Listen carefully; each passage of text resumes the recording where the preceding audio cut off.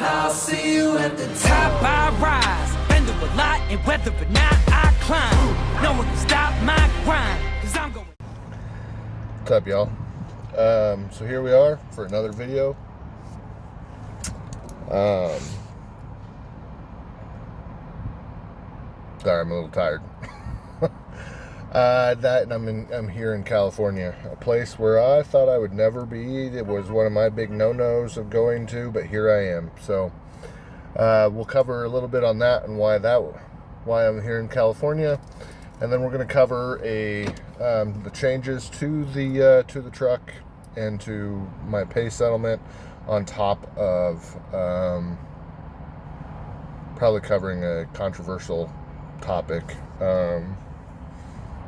seeing how, in my opinion, it's controversial. So either way, further ado,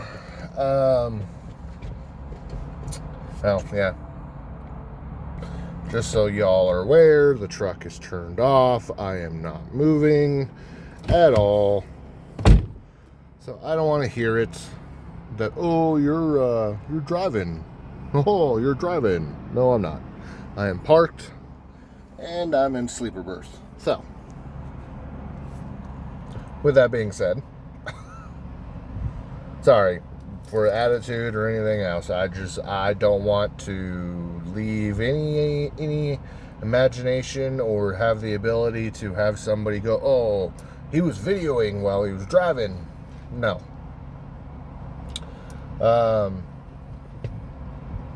Either way, the week started off pretty slow for me. I'm not gonna lie, I kind of fought for miles. I was grateful to be able to go home this last week for Thanksgiving. They gave me a load that gave me another day at home, so I got to spend Thanksgiving and Black Friday at home, and then I took off on Saturday, which then unfortunately left it to where I was scrambling to try to make some miles. I did scramble out a little over 2,100 miles, but still ended up just barely getting over $1,000 paycheck, which does not make, I don't know. I know there's a lot of you are out there going, oh, you can make that as a company driver. Why are you doing it as a lease purchase? Why put yourself through it to go, I make more than that as a company driver? Okay, good for you. Sorry, again, if I'm throwing off any kind of attitude or anything else, it is what it is. It kind of, and it's a little irritating when it's the same argument over and over again. So either way, fought to get the 2,100 miles, still only made just a little over 1,000. Would have been much less. It still technically is much less, but it would have been much less if I had the other expenses on my pay settlement, and that comes into my topic of what has changed. I have contacted, like the Fly Rabbit does on his video, and he gives them rave reviews, and I will agree with him. They are made. Sandra is amazing over at Seabright. I went ahead and called her up and got off of Swift's insurance. I did not want to take the chance of ending up where, I don't know, the only way I can say this is safety getting a hair up their ass and terminating my contract for something minor and small. Now, are there owner ops that I think, are there actions that I think should be a terminated offense? Yes. Do I think that little tiny minor incidences should be something that makes it to where you get terminated? I don't think so. But that's just my opinion. I didn't want to take the chance after those two videos I had come up on their camera, on their Nitrodyne camera, I didn't want to take that chance of getting terminated for something small, so I reached out, got my own insurance through Seabright for the truck and everything else. So with Swift's insurance, I was paying right for a 2026. This is a 2026 Kenworth with the with everything that they wanted me to cover. The for everything for the truck, the bobtail, the cargo, the windshield, all of it was about a little over $1,000 a week coming out. Or no, not 1,000. Sorry, a week. $1,000 a month. $1,000 a week. That'd be freaking ridiculous. But about $1,000, a little over $1,000 a month. Here, with the insurance that I got at Seabright, I will be only having to pay a little over $800 a month. Not a big difference, but still enough of a difference to where I am only having to pay $186 a week for bobtail, OCC, ACC insurance, the windshield coverage, the everything that Swift wanted me to have covered that I had covered with them. I have it covered with Seabright for $186 a week, which is much cheaper than what Swift was charging me per week. So on my pay settlements, you will no longer see those three charges on there: the bobtail, the OCC, ACC charge, and the glass coverage on. You will no longer see those on my pay settlements when I show them at the end of my video. So on top of that, I was able to get my camera removed, which makes me extremely happy. Now, if you're not going to have Swift's camera, I do still recommend you have your own dash cam. I went and got myself this little Cobra dash cam from the Petro truck stop that I was at. It works amazing. It sits right up there where everything else is. Doesn't block anything. Nothing. Amazing little camera. I got it on clearance. Normally it would have been $220. I got it for $60. So I can't really complain. There are newer, nicer models than that one. That's why that was on clearance. But it does what it needs to do. It shows me all the videos. Now the big difference obviously between my camera and Swift's camera is Swift's camera was already fully powered by the batteries and connected straight to the batteries, which means that the camera had power at all times. Mine is more plugged into the cigarette lighter,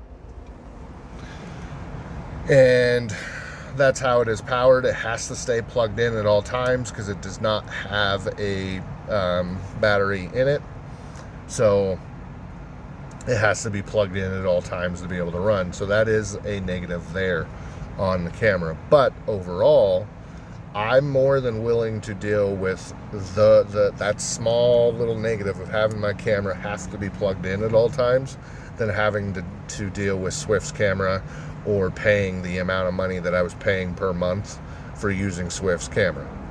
So, using Swift's insurance. And that will lead me into the other subject, controversial subject that I wanted to cover, and that is the fact that there are, obviously, I'm a lease purchase driver. I'm buying the truck from Swift, but Swift considers me an owner-operator. They don't consider me a lease purchase. There are, and I know there's a lot of people who are like, oh, you're not an owner-op, so stop calling yourself an owner-op. What's the big difference between, at least here at Swift? I know there's companies out there, like at RTI, there was a huge difference between being an owner and a lease purchase. With Prime Inc., I don't know how that works, but I'm assuming it's going to be the same as it was when I was at Wilson. That is what Wilson made it very clear, that have no chance of owning that truck. You will never have a chance of owning that truck because they don't want to sell you the truck. So you were basically a glorified company driver for them. I don't know if Prime Inc. is the exact same way. I'm not going to talk negative about Prime either, but I know Wilson Logistics, they did their program pretty close to what Prime's was, and I hated it. They made it very clear that you were a glorified company driver, not somebody who had the opportunity to buy the truck. Now, Swift is completely different, and I need people to understand this. At least in my opinion, Swift is completely different, okay? I'm buying the truck from Swift, but I'm technically buying the truck from a bank that Swift owns, okay? It would be let's say you wanted to buy your own truck and you were an owner op, and you went out to like Lone Mountain, or you went out to another one of those other dealerships, or even the main dealership themselves. You're getting a loan for that truck. So technically you don't own that truck until you have it paid off.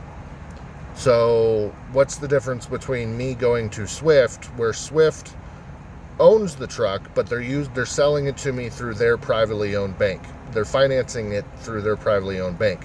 Now, Swift is also not fucking me over like most people are saying that, oh, you're going to pay 10 times what the value of the truck is. I have a 2026 Kenworth KW T680. I'm paying $190,000. If I finish the whole lease, I will have to pay $190,000 to actually own the truck. Okay? You look on a Kenworth dealership's website, and any of the newer 2026s they're selling them at the actual Kenworth dealership for $190,000. So Knight Swift, so Swift is selling me the truck for the exact same price as they bought the truck. So yes, there are ways that they're still obviously making their money. They're getting paid more than I am getting paid for the miles that I'm running, but at the same time, I am, in their opinion, an owner op because I'm buying the truck. They're selling me a truck. It's like going to a dealership or Lone Mountain, seeing how people are like, oh, you should go to Lone Mountain. Go to Lone Mountain. You do realize that Lone Mountain says Lone Mountain Leasing in it. So you're buying the truck from Lone Mountain. It's the same as going to a dealership. You're buying the truck from some bank. They own the truck. Now, is there some differences? Of course. If you go out and buy your own truck, then you're not having to be governed. You're not having to have their camera. You're not having to, in a lot of companies, you're not having to stay with just pulling their stuff. Here at Swift, this is a cool thing that Swift does, is for the first year of your contract, yes, you have to be dedicated 100%. You have to prove that you are going to survive your first year as being as a truck driver, as an owner of the truck. They want to see that you're going to actually be able to make the payments on the truck, take care of the truck, and whatnot, and you're going to actually be able to survive. So that first year, yes, you were stuck pulling Swift's freight. But at the end of that year, you can pay their fee, which is 12 grand. I know 12 grand's a lot, believe me. If you go to TEL though, TEL 360, if you go to their truck, you got to put 10 grand if you want to leave a company that you're signed on to, or you got to put 10 grand just to go to any company. SFI, you have to, that I'm aware of, you got to pay a fee to go around to a different company.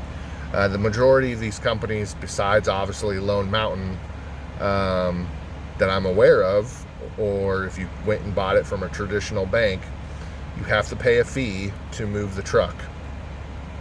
So there is that difference. Don't get me wrong, there is that difference there. But after 1 year of being here at Swift, I can put the 12 grand down. and I can be like, okay, I want to go to Joe Schmo's company. I don't know. I want to go to Landstar. I want to go to Schneider. I want to go to the Mercer. I want to go to the Forward Air. I want to do this. They will then investigate and see. They will then start their whole investigation. They will reach out to the company that you want to go to. They will see if that company is willing to remove the payment for your truck and pay them per every week on top of what they're gonna offer, because it is still technically their asset. Swift still technically owns the truck until you pay it off, but you can at the end of 1 year you can leave. So I'm not stuck here at Swift. I'm not. A lot of people are like, oh, you're stuck if you go lease purchase. You're stuck. No, I'm not. I'm technically stuck for the first year of my contract, but then after that I can leave. Pay the 12 grand. Swift does the whole investigation. Now, if you pay that 12 grand and you do decide to go to another company, what I was told by Addison is that will actually help lower your truck payment as well, because that's a big lump sum going into your truck. So that lowers your truck payment. On top of it, gives you some breathing room to be able to start making money at said other company. So I'm not stuck here. So I'm technically considered a owner op, because I'm not stuck with just doing Swift's crap.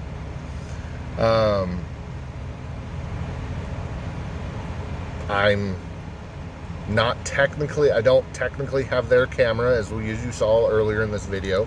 I'm paying for my own insurance on this truck. Even when I was having their insurance, I was paying their insurance. I was paying it myself.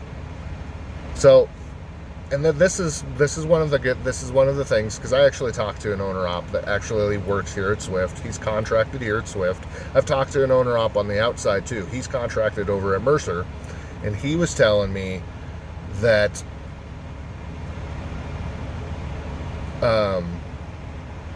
he was naming off, going, hey, you pay for your fuel, right? Yeah. You pay for everything that deals with the truck, right? Yeah. You pay for your insurance, you pay for food, you pay for everything that deals with you being able to do your job out here on the road, and anything that has to deal with the truck, correct? And I was like, yeah, I pay for everything. I have to pay for the maintenance, I have to pay for fuel, I have to pay for my fuel taxes, I have to pay for my own income taxes, I got to pay for my food, I got to pay for everything. And he goes, then you're not technically a lease purchase, you're technically an owner op. He goes, I'm paying everything. I'm paying my truck, my maintenance, I'm paying everything that you just named off, myself as well. The biggest difference is obviously he owns his truck. He owns his truck outright. He goes, that's the only argument that he would have between an owner op and a lease purchase driver. Okay? But then that's when he was bringing up the same concept as I was bringing up of, you don't technically own the truck unless you buy out the truck outright, or even if you go and get it financed through a traditional bank, or you go to Lone Mountain and you get it financed through them or whatnot, you don't technically own that truck. The bank that financed it owns the truck. The bank that Swift uses here, IEL, owns the truck.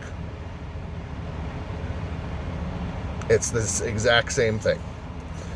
So, I don't know. I know it's a very controversial conversation. I know there's a lot of people are going to be out there and they're stuck in their views of, you're not an owner op. You're not an owner op. You're just a glorified company driver. Okay, whatever. I'm a glorified company driver. I'm not an owner op. But I do the exact same thing as you do, financially wise, for paying for everything as an owner op. Yes, there are differences there. Don't get me wrong. I'm not naive in thinking there isn't differences there.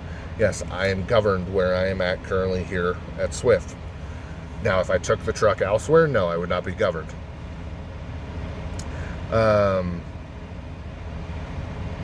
have to follow Swift's rules because I'm leased here, whereas somebody out on the open market doesn't have to do anything.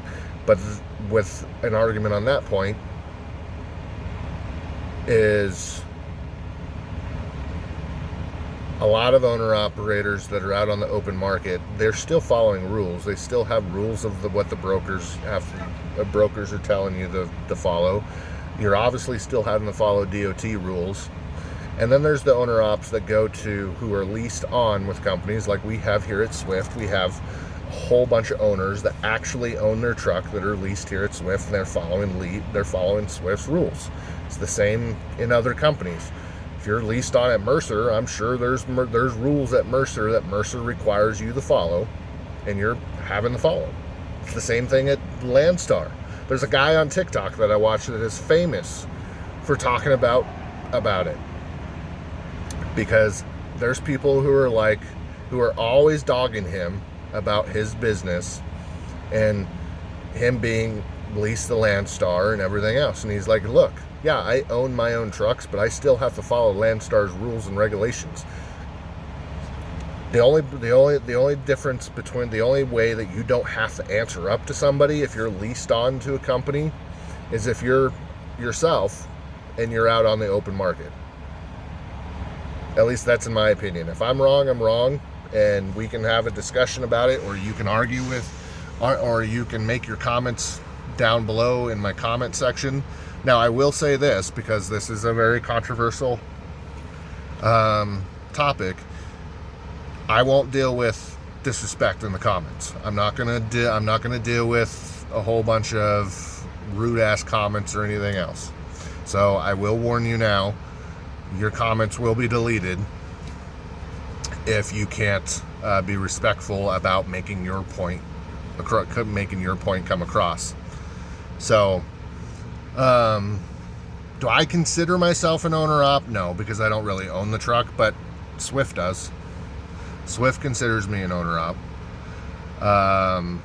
Company drivers consider me an owner-op because I'm not technically underneath the company umbrella. I'm underneath the owner-operator division umbrella. So, and Swift treats you pretty well. I have no complaints. I mean, besides obviously not being able to be told, being given the laydown of how things work here. I've had to slowly learn them myself. And thankfully my driver manager and I, Lisa, and I have, she helps me out in figuring things out. And helps me out from getting screwed over too. I will say that. She did this week. Help keep me from getting screwed over with a load that the planners wanted to give to me. So I'm seeing how the planner was refusing to communicate. I reached out to the planner, and then she reached out, and then Lisa reached out to me right after I talked to the planner. Which, yeah. Either way, I think that's about all I'm going to cover in that subject. Everybody's going to have their own opinion between if you're an actual owner-op or if you're a lease purchase or a glorified company driver. It is what it is. I don't care. We're all out here trying to provide for our family. We're all out here trying to achieve a dream. So that's about all I'm going to cover on that. So now, to go into why I'm here in California, because I've made it very clear when I got hired on that I did not want to come here, but I decided I was going to, that last load for me for this week that I was struggling to make miles, I went into Oregon, because it was going to be a lot more miles to get me to where I could get over that 2,000 mile mark for the week. The Troutdale planners, I've come to realize, are not trustworthy, in my opinion, and I know they're trying their best, but and they're doing what is given to them, and they're trying to cover loads. But I had a really frustrating interaction with the Troutdale, Oregon planners. They gave me a load on my way here, on my way to deliver that one load at the end, that final load for the week, for this week's paycheck. They're like, oh, hey, we're going to get you a load back to Colorado, blah, blah, blah, blah, blah. And it was only 1,200 miles. And I was like, okay, well, can I T-call it or can I deliver it early? And no answer. So I called the planner directly myself. Now, I didn't get to the planner that wanted me to take that load that went to Colorado. I got a hold of a different one. She looked at the load, and this is where the lie came in, is I asked her, hey, can I T-call it or can I deliver it at any time? And she goes, oh, yeah, you should be fine, because I was like, I'm not going to be in there till probably late Friday, early Saturday morning, just because of the way my hours are and the way things are going. So I don't want to be sitting on a 1,200 mile run for basically 4 days. That's not cool. She goes, oh yeah, you'll be able to deliver it early. You'll be able to do what you need to do. And I was like, okay, cool. Let's roll up this window sill. There's people switching trailers. Either way, they literally 5 minutes afterwards, Lisa calls me. Lisa's my driver manager. And it doesn't call me. She text messages me and tells me, hey, don't commit to this plan. Let me see if you can T-call it. So then I call her and I go, hey, this is what the planner said. And she goes, okay, well, when do you think you'd be there? I said, probably late Friday afternoon at the earliest, and by the latest, by Saturday morning. And she goes, well, this customer's not open on the weekends. Okay, well, the planner told me that I can drop it at any time and whatnot. And she's like, yeah, no, the planner, they're not open on the weekends. You're going to be stuck sitting on it on all weekend. And I'm like, okay, well, that's not okay. She's like, okay, well, let me reach out to them and see if they'll let you T-call it over in our Boise, Idaho drop yard, instead of taking it all the way to Colorado. And I'm like, okay, cool. Well, then literally 10 minutes after I got off the phone with Lisa, I got removed. They just flat out removed the load altogether, which I laughed, but still frustrating interaction with the planners, because they gave me a load knowing that I was going to have to sit on it, more than likely, or I was going to have to rush to try to get it in there before 3:30 in the afternoon on a Friday. Which, it is what it is. I probably could have went 1,200 miles and probably could have made it into Colorado, but then I would have been screwed from there, because I'm running low on my hours on my 70-hour clock. I don't start gaining anything until Saturday night. So, either way, they gave me that. I go to where I was delivering, literally drop the load, and then I see another pre-plan show up. Literally, this pre-plan is 141 miles and keeps me in Oregon. And they didn't show me anything else. They didn't show me the backup plan. They didn't show me anything else. They just showed me just that. So I declined it and said, no. What it's going to cost me to go grab this load from our yard in Troutdale, Oregon, and deliver it, it's going to cost me more than what you guys are going to pay me for it.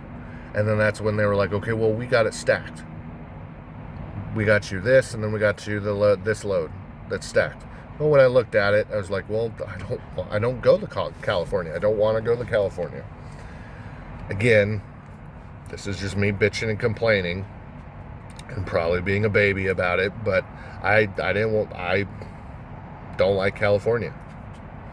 And obviously I'm here and I'm obviously doing the load, so But talked to another owner op, and he's like, oh yeah, they were giving me a whole bunch of crap loads too, and I told him no, and now I'm going to California too, and some of those loads that they were offering him, I would have taken personally myself, but I guess he didn't want to deal with the storm that was going to happen in eastern Oregon later that next day, which is fine.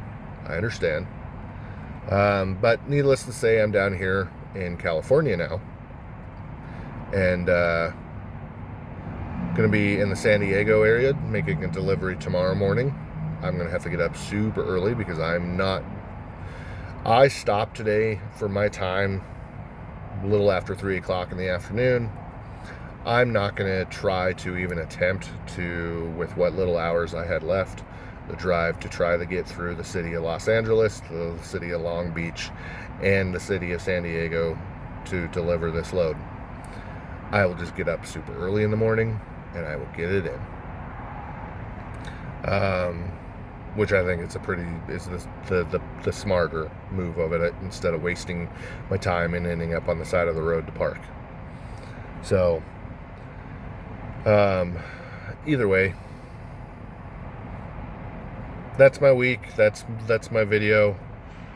Sorry if I came off as being aggressive or anything else. I'm not trying to, or being pissed off. Not trying to. I'm just being real with you. I'm being honest. I'm not gonna sugarcoat anything for you. I'm not gonna sugarcoat my experience here at Swift just so I can get a few extra views or whatnot. I don't really care about that. I will put my info out there if you want to use me for, if you decide you want to come on to Swift, if you want to use me as a referral, I'll put my info out there. That way you can. I have an email if you do decide to, in my description of my videos, to where you can reach out to me, and then we can figure out a way to where we can split the payment, the referral bonus. I do believe the referral bonus is $1,500, so it'd be $750 me, $750 you. I don't remember exactly how much it is, to tell you the truth.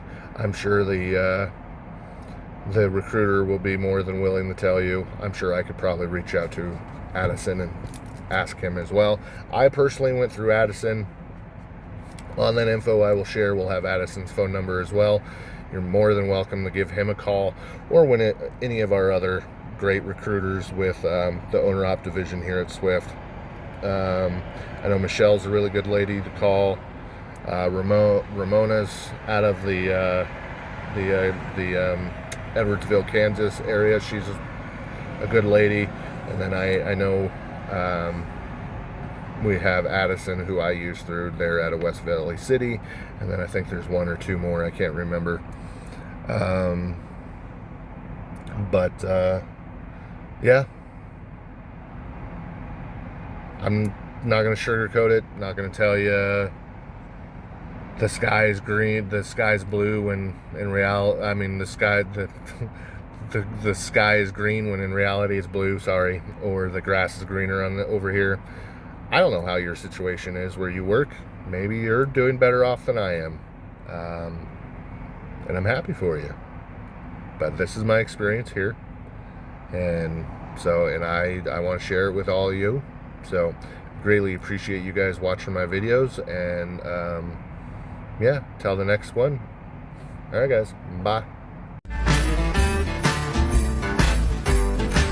To the window, to the wall, till the sweat drops down my balls.